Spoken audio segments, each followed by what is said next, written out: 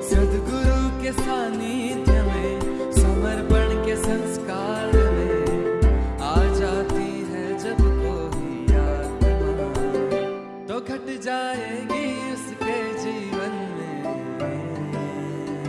अनुभूतियाँ, अनुभूतियाँ, अनुभूतियाँ, अनुभूतियाँ। जय बाबा स्वामी। गुरुदेव के चरणों में कोटि कोटि प्रणाम। वंदनीय गुरु माँ के चरणों में कोटि कोटि प्रणाम। मेरा नाम जया है, मैं नागपुर से हूँ और मैं सुजाता लेआउट दीनदयाल नगर सेंटर से जुड़ी हुई हूँ। मैं जब से समर्पण ध्यान से जुड़ी हूँ तब से मुझे काफ़ी अनुभूतियाँ आई हैं और जो अच्छी अनुभूतियाँ हैं वो मैं आप लोगों के साथ शेयर करना चाहती हूँ। तो सबसे पहले अनुभूति की मैं कैसे जुड़ी वो मैं आपको बताना चाहती हूँ कि जैसे सभी के लाइफ में दो फेस होते हैं, वैसे मेरे भी लाइफ में तभी ट्रेजिक फेस चालू था और मैं बहुत ही बड़े ऑपरेशन से गुजरी थी। और उस ऑपरेशन में ऐसा हुआ था कि डॉक्टर्स ने यहाँ तक कह दिया था कि शी इज़ डेड।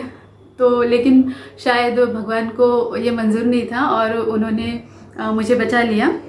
लेकिन उसका साइड इफ़ेक्ट ऐसा हुआ कि मैं डॉक्टर्स ने कहा कि वो चल नहीं पाओगे, बैठना तो दूर, वो लकड़ी लेके चलना पड़ेगा आपको, ऐसा कुछ कहा था। तो हमेशा वो एक फिर मेरा ऐसे रूटीन हो गया था कि मैं हमारे घर में जो घर पे जो ओपन टेरेस है उसके पास एक हनुमान जी का मंदिर है, वहाँ मैं टेरेस पे बैठ के रोज़ 7 से 7:30 बजे अब चलना नहीं होता था तो मैं लकड़ी लेके वहाँ पे बैठ जाती थी और वो मंत्र लिखती रहती थी, हरे कृष्ण हरे राम। वो मंत्र में आधा घंटा तक वो ही लिखती रहती थी।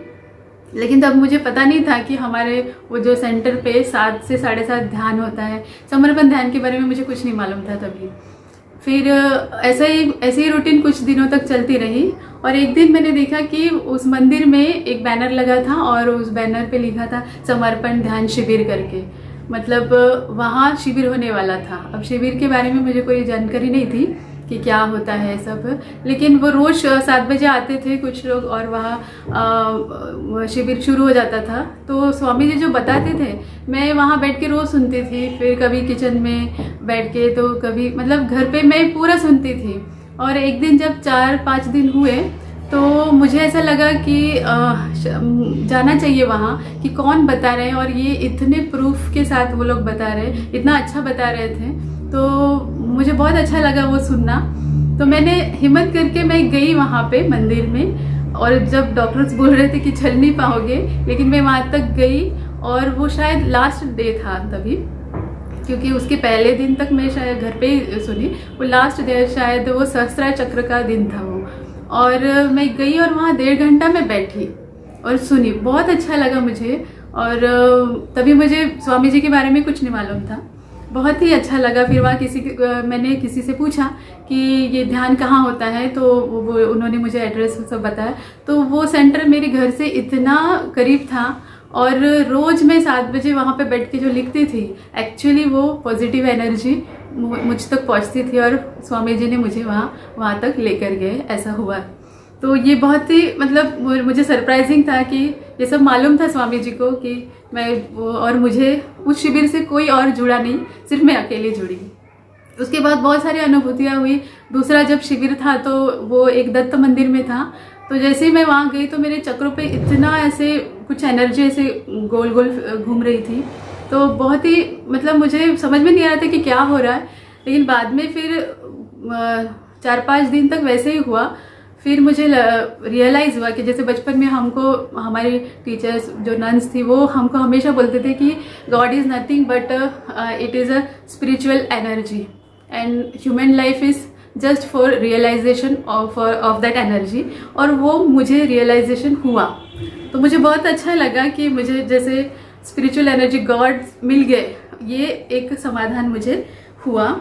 और तब से मैं फिर बहुत रेगुलरली ध्यान करने लगी। 2016 से मैं जुड़ी हूँ और मैं तब से किसी भी भगवान की पूजा नहीं करती हूँ, बस 2 टाइम ध्यान करती हूँ और मुझे बहुत अच्छा लगता है। और पिछले साल दिवाली का ही एक और अनुभूति है, वो मेरे बेटे से जुड़ी है। एक्चुअली वो धनत्रयोदशी के दिन वो जब फुटबॉल क्लास के लिए गया तो उसकी साइकिल चोरी हो गई।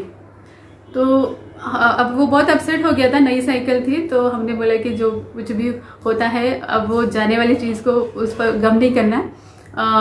और हम भूल गए वो। फिर 1 महीने के बाद क्या हुआ, मैं जैसे ध्यान करने बैठती थी तो मुझे वो साइकिल दिखती थी, हमारे घर के पास से वो साइकिल जाती हुई दिखती थी। 2 दिन ऐसा ही हुआ। फिर तीसरे दिन मेरा ऐसा है कि काम भी होने के बाद मैं थोड़ी सी बैठ जाती हूँ स्वामी जी के सूक्ष्म रूप के पास 10-15 मिनट। तो मुझे ऐसा तभी लगा कि बाहर जाना चाहिए। और मैंने मेरे बेटे को बोला कि चलो वहाँ पास में हल्दीराम है ना, वहाँ अपन कुल्फ़ी खाने निकलते हैं। तो इतने धूप में कभी मैं नहीं निकली थी और हम दोनों इतने धूप में चले गए। और वो शॉप के पास जाने से पहले ही हमें उसकी साइकिल दिख गई। तो मतलब ये तो बहुत ही सरप्राइजिंग था मेरे लिए। और हम देख रहे थे कि ये मतलब किसने लाए और कौन है। उस इंसान को हमने देखे तो फिर वो मतलब मुझे ऐसा डर लग रहा था कि वो बोलेगा कि ये मेरी साइकिल है। लेकिन मुझे मतलब शॉकिंग था कि वो इंसान हमारे पास आया और उसने दे दी साइकिल। और मेरे बेटे से भी सॉरी बोला और मुझे भी सॉरी बोला और बिना कुछ झगड़े के उसने वापस कर दी हमें साइकिल। तो ऐसा लग रहा था जैसे स्वामी जी ने हमको, जब वो साइकिल यहाँ थी हमारे घर के पास तो स्वामी जी ने वो इशारा दिया। तो जब से ये ध्यान में आई हूँ मैं तो पॉजिटिविटी और ऐसे काफ़ी अनुभूतियाँ हुई है मुझे। इसलिए मैं सभी से दरख्वास्त करती हूँ कि ये समर्पण ध्यान से जुड़े और अपने जीवन में पॉजिटिविटी लाए, सबके साथ पॉजिटिव रहे। जय बाबा स्वामी।